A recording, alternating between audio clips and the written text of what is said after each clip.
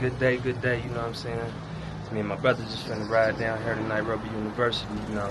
They want to talk to him about getting this book in the school. And this is nothing to take light, man. This is something monumental here because books is the way that you train the mind. So in America, we are in the education system. So when you in the system, man, they run a program on you.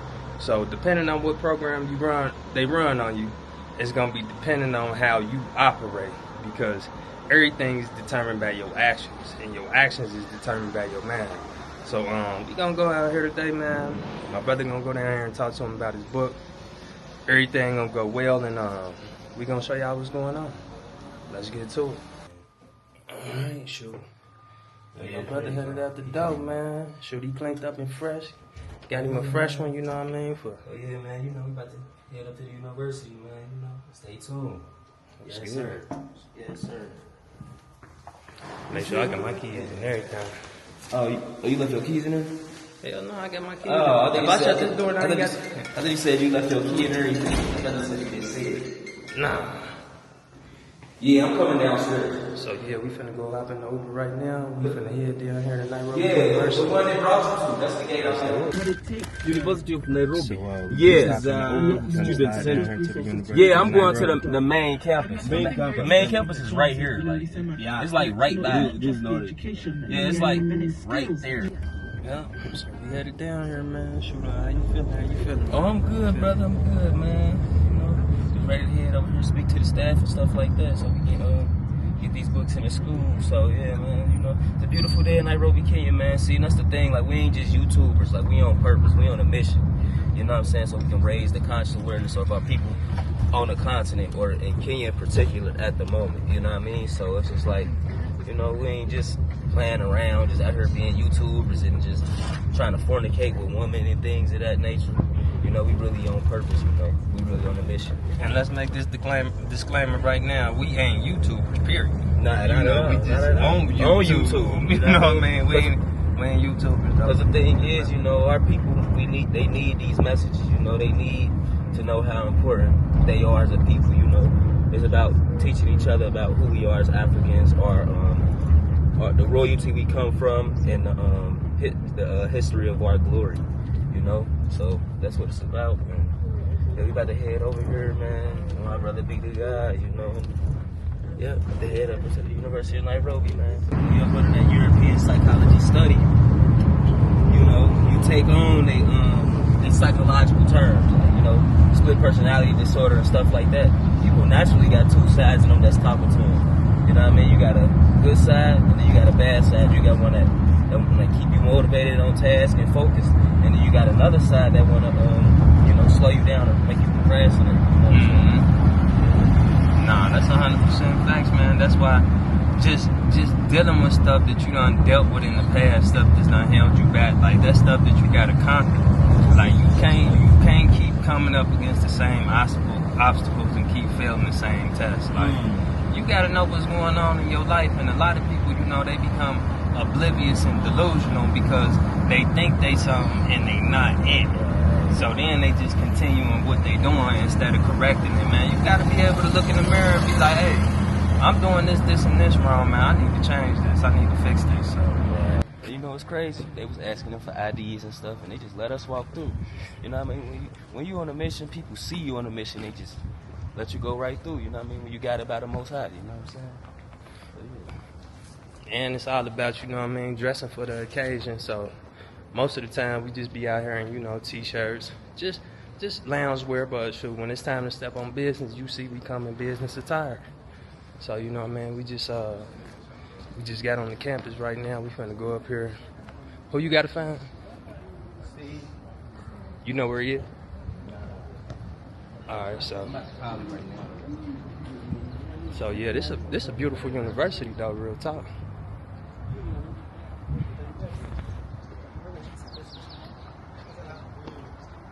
Yeah, this is a beautiful university. Sure.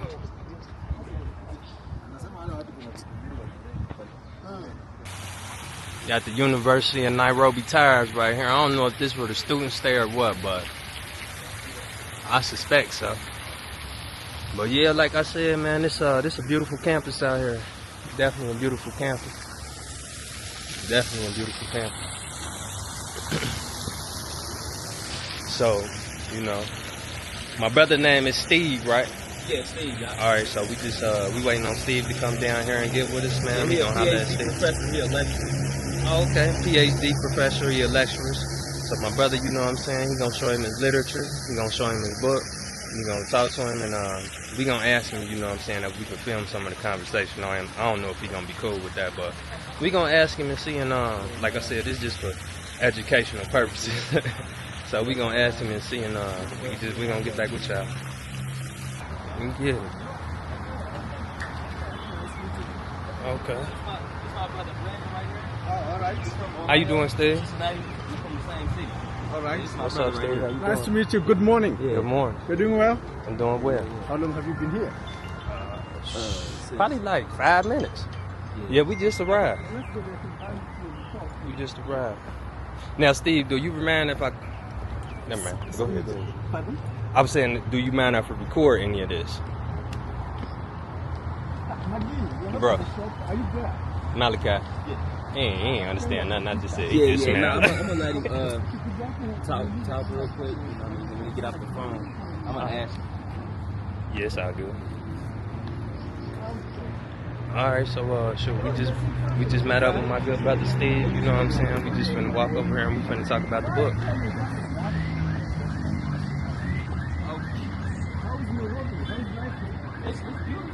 You enjoying your life here? Yeah.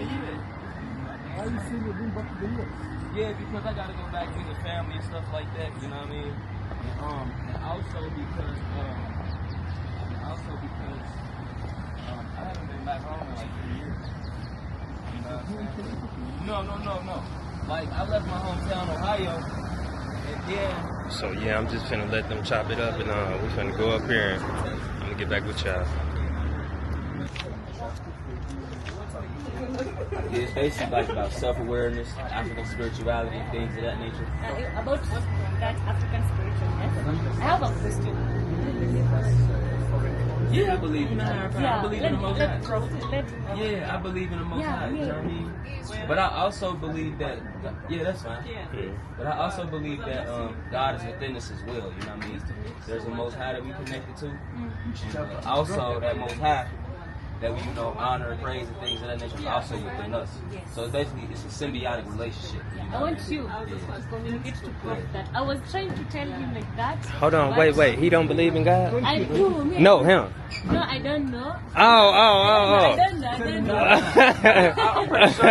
I'm pretty sure I know he knows there's a higher power. It's a higher power, but at the same time, the higher power is also within us as well. Yeah. You see what I'm saying? So it ain't no disconnection, you know what I mean? Okay, so today of the life we're gonna have some interesting conversations, as you can see. So that's what it's all about, man. It's all about talking to people, and it's all about communicating, man. So sure, that's what we about to. First time in Africa? Well, technically my second time. Because I came in October, but as far as my first time staying, yeah, it is. It is. So, It don't really seem like it, though.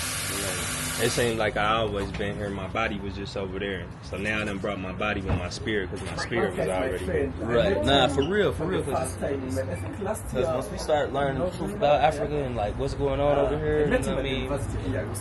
Get rid of the lies. We like, damn, we really connected to this place. You know what I'm saying?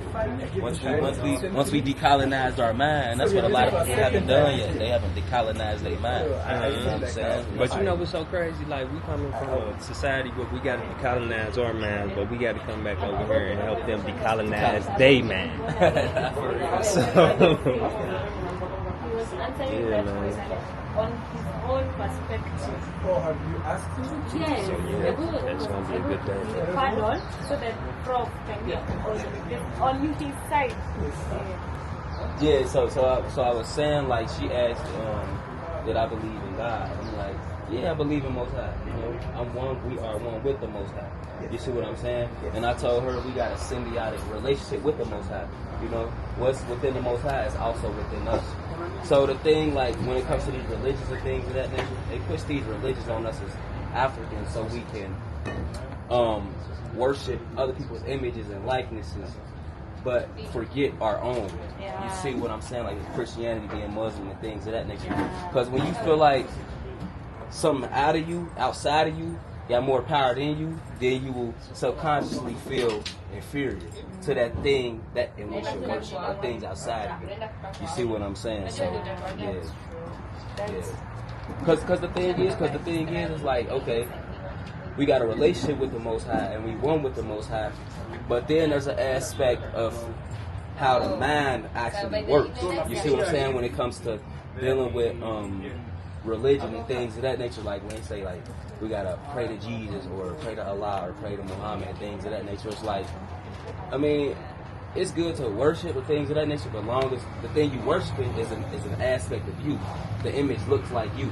So like with Christianity, for instance, they put that white Jesus on the wall and made us worship and pray to white Jesus, so we subconsciously think that white people are more superior because we worship their image and likeness as it pertains to Jesus. You see what I'm saying? Do you face racism? Oh yeah, absolutely. That's why here she said that we face racism. Yeah, then in America, do you? You heard? I know. Let me ask you a question. Yeah. You know what language we speaking? Pardon? Do you know what language we are speaking? English, right? Yeah. You know how that happened? Pardon? You said, do you know how that happened? It was forcibly, because we got, our original language was forcibly taken from us. That's why we speak English. Yeah. Even that's why we speak English. Because of colonization and racism. Listen, before like, we got to English America, we wasn't black and we wasn't African American before we got to America. We wasn't that. They told us that's what we was because they annihilated our original culture. That's the reason why we this is what they made us. So we trying to come back from that. Painful. Yeah, painful. I don't even know if painful the word. right. It was treacherous. Yeah, horrendous. Every day is a reminder in our communities. You know, we killing each other and whatnot. Yeah. We looking at each other. We ain't got no type of self-esteem. Everything is placed on materialism because what was taken out of us, we putting on the outside of us, and we trying to cover it up.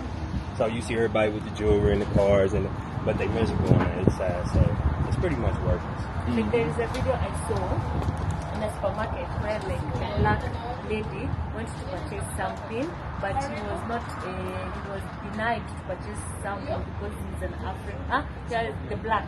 African American. Yeah, black American. So I was thinking, because people really in this face, they racism. Hey, you asking? she asking. She said that we really face. I mean, now it's like before it was in our face, just like, you know, because we didn't have any power. But now that we got power, now it's more so covert. Yeah. So they might write certain stuff up that applies to us. Yeah, basically so like it's hidden. You know yeah. Back in the day, like when they like the segregation time, when they would have like a white only bathroom and a black only bathroom, the racism was overt. It was in our face, like it was a blatant segregation. But now that we got power, you know, things of that nature, we fought back through civil rights era and things of that nature. Now it's covert. Now they had it in like the system, you know, with police brutality and, you know, Mzungus, they are the politicians, grocery store owners, hospital owners, things like that. So they control the system, and they don't do the white only signs, the black only signs like now, where it's like more so in the fabric of the system. So it's like if it's in the fabric of the system and not actually in your face, that's how they hide it in a sense, you know what I mean? But you can feel the tension, you can feel the racism, you know what I'm saying? Shoot, they came up with a thing called credit score. We didn't understand credit. Right, you know, this right. is something they came up with. We had to catch on. See, they just do little stuff. So Like about right now, the way Trump is saying like about the African, the Kenyan people who are there, they need to come back. How about it? Are you facing the pain with that, or you're just okay? Well, like you talking about like immigration and oh yeah. Now you got it double. You know what I'm saying? So you facing racism being black, but now you're an immigrant too. So a black immigrant is the worst thing to be. Yeah, that's the worst thing to be. But immigrants, of course, experience racism. Just Right. as the same as the black Americans, who are just descendants of the slaves who were Exactly. taken from Africa. So Malachi and his brother, are descendants of the slaves who were taken from Africa in the centuries, maybe probably around 16th century, the transatlantic slave trade. Right? That's true. There was massive shipment of black people from the continent to go and work in the New World, the US. But prior to that, there was trans-Saharan slave trade. That, of course, is working around the East African region where Africans would be taken from the continent to go and work in the Arab world. That was not quite massive, but transatlantic was quite massive. And historians argue that it's estimated around 12 to 15 million Africans. And that's a very productive labor force that would have contributed to the economic development of the African continent. And the impact of that was when the colonialism happened, Africans had been deprived of the strong men and women who would have really resisted, right? That's so there's argument from some experts who think that the current world as it exists has been built using African resources, African labor force. Basically, Africa, the world owes Africa, anyway, a lot, because it is the African resources that are being extracted and used to develop other parts of the world. That doesn't mean that Africa will sit just there and keep on saying, okay, well, the world owes us everything, but it's good to understand that. So, the question of religion, and foreign religion, when they talk about Christianity or Islam and all that, these foreign, of course, religion that were brought here in Africa, right? And Africa had a way of life before that.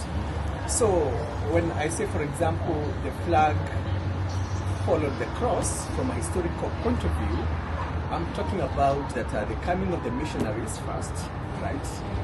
And then there was a massive investment in cultural anthropology to study the African societies, their way of life, so that the coming or the introduction or the full establishment of the colonial administration was really based on that. The missionaries coming here, trying to interact with the local, the native Africans, and try to understand the local context.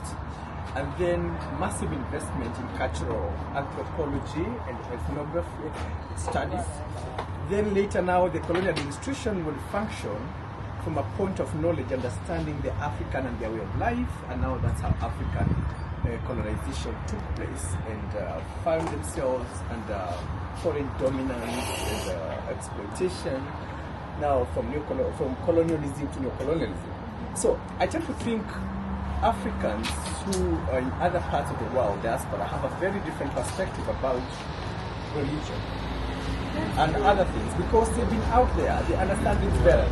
But Africans within the continent, they are very religious, and I have nothing wrong with the people believing whatever, but they don't have a very clear picture because the colonial legacy still impacts them heavily, psychologically, how they think about the universe or at life just generally is through the lens of the Western values, right? The Western-centric values and ideas. So when you're talking about the personification of the Western values, right? That we realize today a typical African, any person randomly you meet on the African continent, most like in terms of taste, values, perception about life, everything is told through the Western-centric view. So I think research to challenge some of the views that are not really, that are really undermine the African people, keeping them just in a way, subordinating them. Exactly. In that racial hierarchy that has been created by the Western world, is what many Africans in Africa have not managed to encourage. But if you interact with the people, of course, like Malachi and his friends who have been out there, maybe they may have more, they're more emancipated in their mind than compared to other Africans on the continent. That's my view.